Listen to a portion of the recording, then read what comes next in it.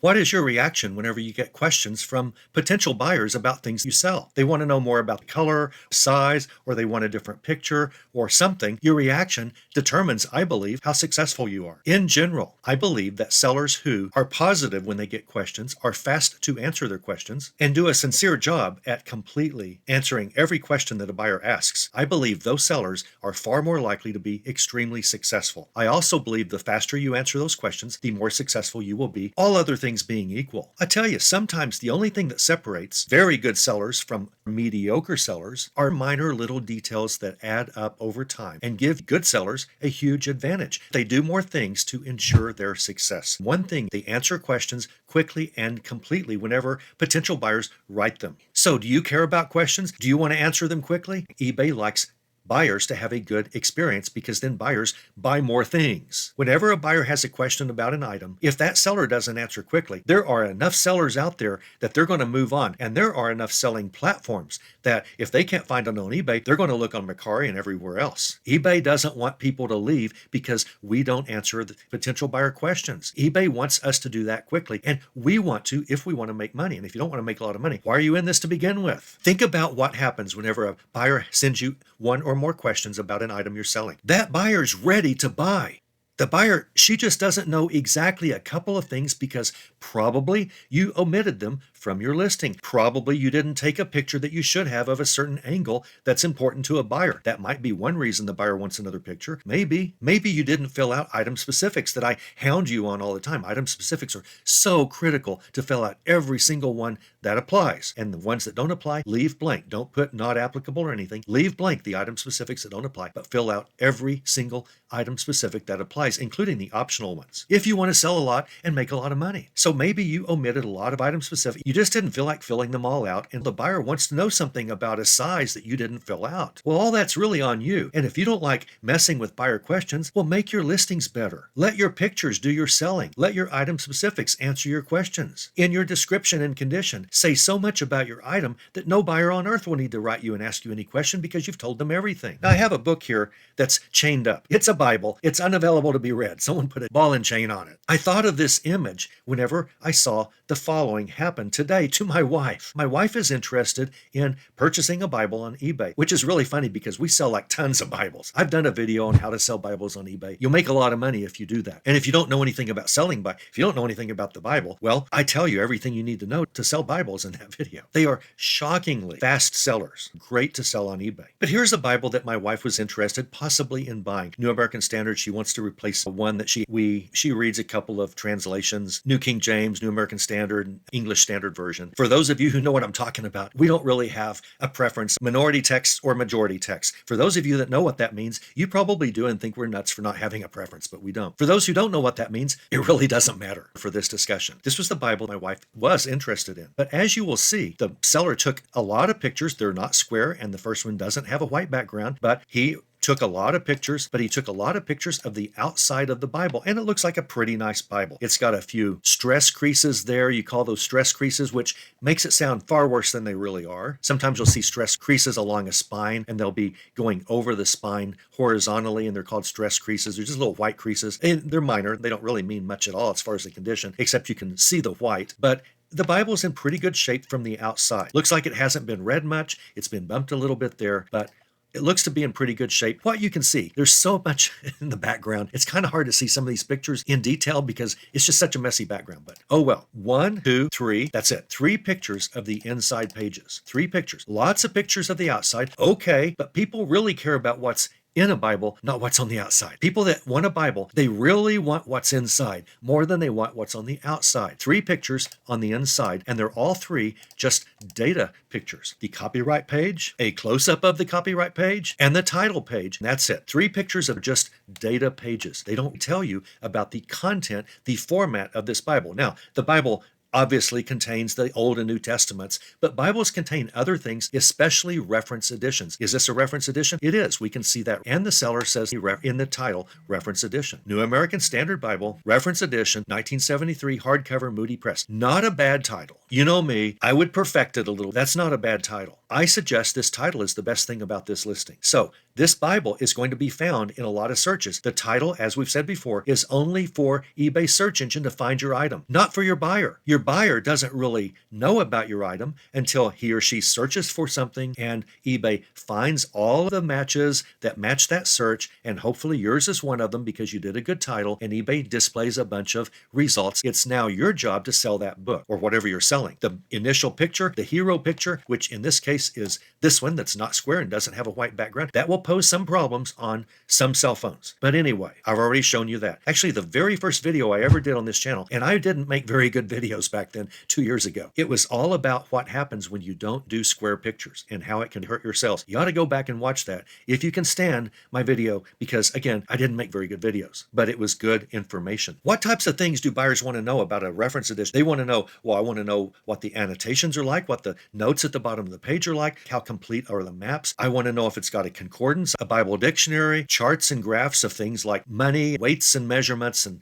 different ways that I can tell how many yards in a cubit so that I can know how large the ark was. I want to know information about the contents of this Bible. I know it's a New American Standard. I know that translation. I don't need to look at John 1 because I know what John 1:1 in the NASB is going to say. I need to know about the surrounding information. How much of a reference edition is this? And I don't know from these pictures, but hopefully we can go down and look at the item specifics. So we go to item specifics and we find very little. We know it's a hardcover. Okay, maybe. I don't know. If that's a leather Bible, I don't know that I would call that a hardcover. I think I would call it a leather cover, but okay, hardcover's fine. That's being a little bit picky. The author is God. That's actually pretty smart to say because that is accurate. Topic, Christianity, Bibles. Okay. Religious. Okay. Category doesn't really matter. Language, English, publisher, modified. No, ISBN does not apply. Okay. That's not a lot of item specifics about this, but there aren't a lot of item specifics about what type of a reference edition a Bible is. So we rely on descriptions. Now let's see if this description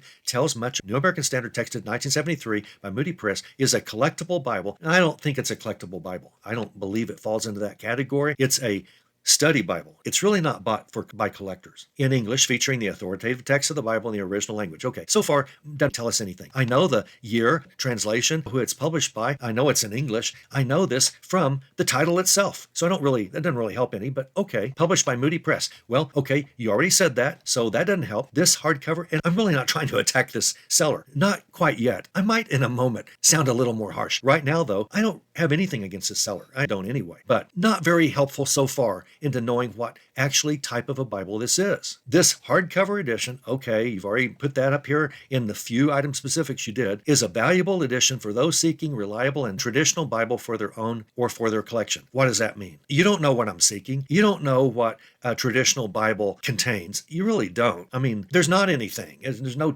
traditional Bible. It's just Old and New Testament, I guess. But this is supposed to be a reference edition. We want to know what type of data comes with this Bible. With the trusted name of Moody Press. Therefore, the third time in this short description, and for the fifth time in this listing, we find out it's still being published by Moody Press. It's still published by Moody Press. Okay, well, I was worried maybe it had changed since I started this video, but no, it's still published by Moody Press. This Bible is a treasured resource for individuals interested in Christianity and spirituality. Okay, I don't think, honestly, to be nitpicky, no real true believer is interested in spirituality. That's kind of a religiosity type of term that is abused more than properly used. I'm not saying that this seller abused it, but interested in Christianity, this is just a watered down description, which doesn't help sell this Bible. It doesn't. Now, why am I spending all this time? I want you to sell your Bibles. I want you to sell your fishing tackle. Whatever you're selling, it all applies. Everything I'm teaching you on these concepts here on this Bible applies to everything you sell. Put yourself in the buyer's shoes and go, what in the world is this buyer going to ask me about? What did I leave out? I don't want any questions because I want to answer every question for the buyer. Every time a buyer has a question, that buyer wants your item. My wife sent this seller questions about this Bible because she didn't know anything about it from this listing other than it is a nice looking, very good condition, not like new, but very good condition, probably faux leather cover. That's all she knows about it. But she likes the NASB. She wants a reference Bible. So she wants to know more about what are the references. Listen, anytime you get a question from a buyer, that buyer wants your item if it fits what the buyer wants. She has a certain set of things she would like to see in a Bible. And if this Bible has it and the seller answers her questions the way she hopes it'll happen, she'll buy the Bible. So it's a guaranteed sell. If you don't answer questions, you will not sell an item to a buyer who asks questions. You won't. They're going to move on. If you answer every question a buyer asks, you might not sell it because one of the answers might differ from what the buyer was looking for, but that's okay. You don't want the buyer to buy it from you, sight unseen, description unknown, like this one, and then send it back to you. You don't want that. You don't want to mess with the return. You're going to pay for the return postage. Your buyer doesn't want to return it. eBay doesn't want that to happen. eBay wants you to tell your buyer everything the buyer wants to know. And if you fail to do that, that's okay. That's what the message system is all about. And I suggest you check throughout the day and answer questions as you can. You're going to make more sales if you do that. Let me show you what happened when my wife asked some questions about this Bible. These were the questions. Hello, would it be possible to provide some additional information on this Bible? Measurements when closed, height, width, thickness. Now, all three of those are in item specifics for every book that's sold on eBay. The seller just chose not to show the height, width. She has small hands. She doesn't want a huge Bible. She doesn't know the size of this Bible. There's nothing in the listing. There's no ruler next to the Bible, no measurements in the item specifics. That he left them blank. She just wants to know what's the height, width, and thickness. What's the number of pages? That's also an item specific for every single book you sell. Number of pages. That's an optional item specific that you should always fill out. No item specific is optional if it applies to the items that you sell. So stop skipping optional item specifics just because it says optional if they apply to your item. You'll get fewer questions, you'll get more sales. She wants to know the number of maps. Okay, some Bibles just have 1 or 2 maps. Some go into great detail about the missionary journey of Paul and all that. List of reference items or study helps included. She wants to know, is there a concordance? Is there a Bible dictionary? Are there weights and measurement charts? How did the New American Standard come about? That's very common. The Bible will tell how its translation actually was formed, why they saw the need for it, some of the reasons that they chose, made some decisions that they made. A couple of pictures of the interior showing the layout. He showed 3 pictures of data. Remember, copyright page, a close-up of the copyright page, and the title page. How about showing us a page in Matthew? Because that's what we want. She's buying this Bible to read Matthew and to read Genesis and to read Ruth and to read Revelation. She wants to read the Bible. She wants to read what the Bible has to say, but she wants to look at the format. Is it 2 column, 1 column? Where are the annotations? Is there a column in the middle for cross references? Just show us a picture. You don't have to tell us about it. She just wants a picture or 2 of the interior. Show me what a Bible page looks like. That's an extremely reasonable request. No Bible purchaser really wants a Bible if he or she hasn't seen a page in the Bible of what it looks like, of what are you going to be reading. There are 33,000 verses in the Bible. Show me what I'm going to be looking at when I read 33,000+ verses. Thank you very much. Oops, one more question. Also, are cover and spine tight to Bible? She just meant tight on the Bible. Does it lay flat? She should have said, does it lie flat on the table when open? Are there signs of any separation beginning between the Bible pages and the cover? Now, I would say from the pictures he did show of the outside, lots of good pictures of the outside, I would say none of this she needs to worry about. It looks like the cover and spine are tight. I wouldn't have asked this. Does it lie flat? I doubt that it lies extremely flat. It looks like it hasn't been read or opened much at all. Maybe it's never been read. Are there signs of separation beginning? I really doubt that there are. From the look of the condition of this Bible, it looks like it's in very good condition. But she wants to know that. I'll tell you why. Because her NASB, New American Standard Version Bible, it's coming apart. That's all of these are issues for her. She just wants to make sure she's not going to get another one just like the issues that she's having. So that's why she asked these first few questions. These are so important to anyone that wants to study a Bible. If you just want a Bible just to read for fun or just to have at church and you're not using it as a study Bible, you don't really need to know a lot of details about it. But for someone that studies a Bible, you want to know what a reference edition has. Okay, now time went by, more time went by, more time went by, and she said, hi, I'm wondering if you're able to answer the questions I asked. In other words, hey, knucklehead, I asked you a bunch of questions. Don't you want to sell this Bible? I asked some questions. Hey, do you mind following up and answering them? Maybe you were busy, So maybe, answer the questions, please. Can you please answer the questions? Here's the answer she got. And it's a doozy. I'm very sorry, but those are way too many questions. I would advise you purchase from someone else who can spend that much time on a $20 Bible. Sorry, time is money in the world of business, and I also have family, so I try to juggle. Thank you anyways. What an awful response to a question that a potential buyer is asking. What an awful response. 1 or 2 pictures would have answered almost every question she asked. He could have taken a picture of the table of contents. He could have taken a picture of Genesis 1, and she would know the format of the Bible text. Two pictures, easy peasy. He needs to have those in the listing to begin with. You need to have pictures of the interior of any book you sell. But he's saying, hey, it's a $20 Bible. I don't have time to answer your question. My guess is she would have bought this Bible because I suspect the NASB reference edition. I suspect it has all of the study aids that she wants. I think she got an automatic offer for 18. I think she would have easily taken 18 for this Bible. But this guy said, I don't have time to answer your questions. I'm too busy trying to make money on eBay to help a buyer. I mean, it's like a doctor saying, if it weren't for all these patients, I'd have a great practice. So what he did was he put a ball and chain around the Bible that he's selling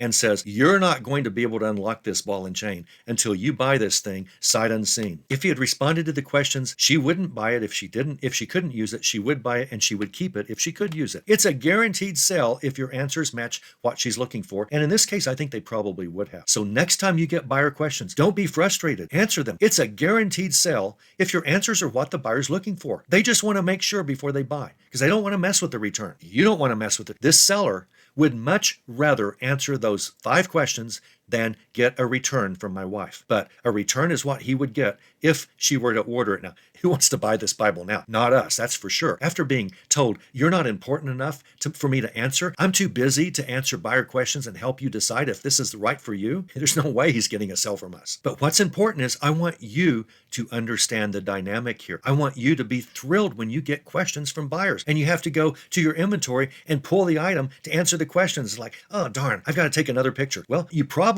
will guarantee a sell if you do. You probably will. So don't be frustrated by questions and answer them as soon as you can so that eBay keeps boosting you in the search engine, which I know that they do if you answer fast. But the second bottom line that you learn from this is put as much detail as you can in your item specifics and description and in your pictures so that you don't have to answer questions. And the more you sell, the more questions you're going to get and the more you're going to realize what you have to put in pictures and descriptions so you don't get a bunch of questions anymore. You will get fewer and fewer questions as you sell on eBay over time because you'll get better at the process. It's just a process. Why wouldn't you want to answer the questions and get better to eliminate questions in the future, which is virtually what you're doing. Don't put a ball and chain around a Bible that someone wants to buy. Open it up for them and say, here is everything you want to know. I hope it's exactly what you want.